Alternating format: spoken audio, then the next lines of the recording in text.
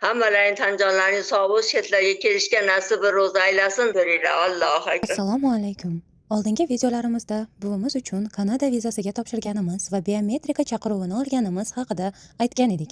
Bugun esa eng muhim bosqichlardan biri boshlandi. Buvimiz biometrika topshirish uchun Qozog'istonga yo'l oldilar. Ochig'ini aytsak, biroz xavotirlandik, chunki bu oddiy safar emas edi.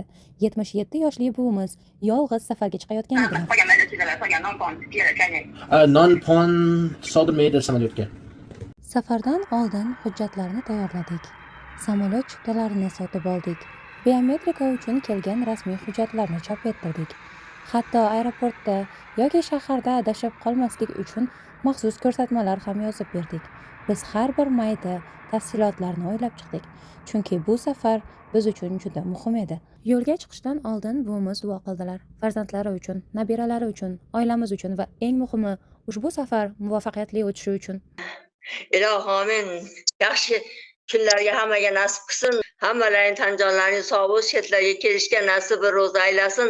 Bola chaqalaringiz rohatini ko'ringlar. Allohu akbar. Buvijon, Qozog'istonga sayohatingiz qanday o'tdi? Nihoyatda yaxshi bo'ldi.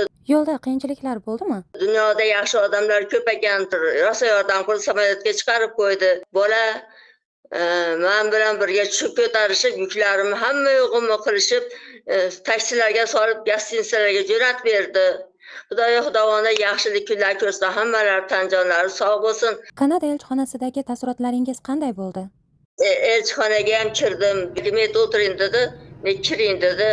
O'zini xonasiga olib kirdi. Qo'llarim pirchat rasmlarini oldi. 2-3 martadan ro'molingizni yeching, doktor ro'molim yechib yalangbosh bo'ling dedi. Rasmlarga oldi.